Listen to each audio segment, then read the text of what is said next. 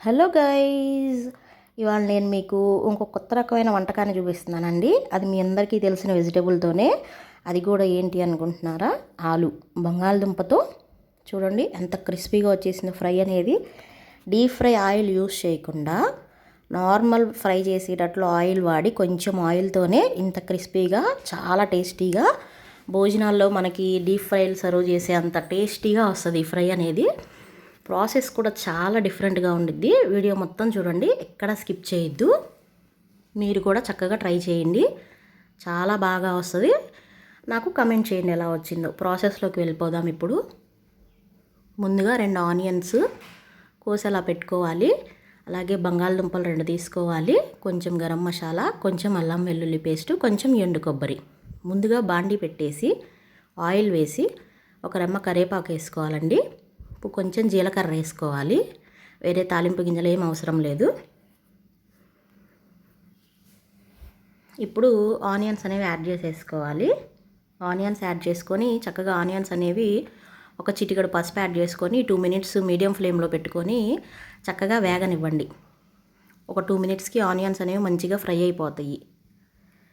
అప్పుడు మనం చక్కగా ఆలు అనేది యాడ్ చేసుకుందాం. చూడండి 2 మినిట్స్కి మనకి ఫ్రై అయిపోయింది చక్కగా ఆనియన్స్. ఇప్పుడు ఆలు యాడ్ చేసేసుకుందాం. ఆలు యాడ్ చేసుకొని ఈ ఆలూను కూడా బాగా ఫ్రై చేసుకోవాలి. మీడియం ఫ్లేమ్లో ఉంచేసుకొని చక్కగా ఒక 5 మినిట్స్ పెట్టుకున్నారంటే ఆలు అనేది ఫ్రై అవ్వడం స్టార్ట్ అవుతుంది. ఇక్కడెక్కడ నేను డీప్ ఫ్రైకి అనేది వాడలేదని చూడండి. 5 మినిట్స్కి కూర కదల్చకుండా ఉంటే అలా చక్కగా గోల్డెన్ బ్రౌన్ కలర్లో వేగిపోతున్నాయి దుంపలన్నీ. ఇంకొక 2 మినిట్స్ ఉంచండి, చక్కగా ఫ్రై అయిపోతాయి మొత్తం. ఇప్పుడు సాల్ట్ యాడ్ చేసుకుందాం. కొంచెం మనం సాల్ట్ యాడ్ చేసుకొని ఇంకొంచెం వేగనిద్దాం. సాల్ట్ వచ్చేసి ఒక 1.5 స్పూన్, 1 స్పూన్ సరిపోతుందండి. మీరు ఎక్కువ క్వాంటిటీ తీసుకుంటే కనుక దానికి తగ్గట్టు సాల్ట్ వేసుకోండి.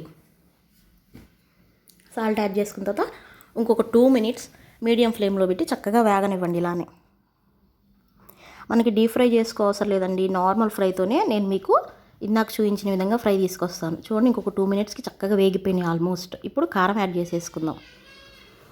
ఒక 3 స్పూన్ల కారం యాడ్ చేసుకోండి. చక్కగా కారం కూడా యాడ్ చేసుకున్న తర్వాత తిప్పేసేయండి. ఇదేంటి ఆలు ఫ్రై చేసేసింది, నార్మల్గా చూపించింది వేరే చూపించింది అనుకుంటున్నారా? జస్ట్ వెయిట్ అండి, ఇప్పుడే అసలు ట్విస్ట్ స్టార్ట్ అవుతుంది.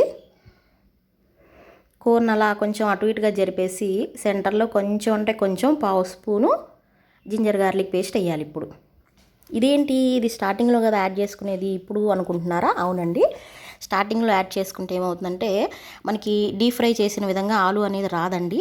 నార్మల్గా పచ్చి పచ్చిగా ఉన్నట్లు ఉంటుంది ముక్క అనేది. సో ఇప్పుడు ఇలా చివర్లో ఆల్మోస్ట్ ఫ్రై అయిపోయి మొత్తం అయిపోయిన తర్వాత వేసుకుంటే కూరలో కూడా కలుస్తుంది, మనకి ఫ్లేవర్ అనేది మారుతుంది. ఇప్పుడు చూడండి కొంచెం ఎండు కొబ్బరి యాడ్ చేసుకున్నాను నేను.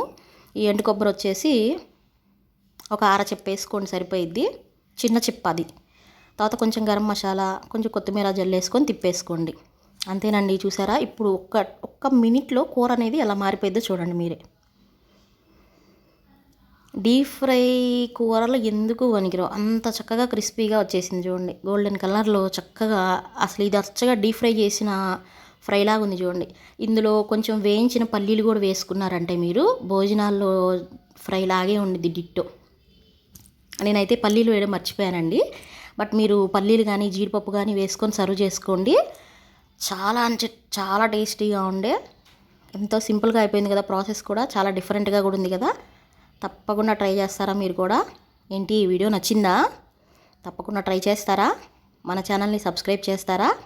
Thank you for watching. తప్పకుండా మన వీడియోస్ అన్నీ మీ ఫ్రెండ్స్ అండ్ ఫ్యామిలీస్కి షేర్ చేయండి.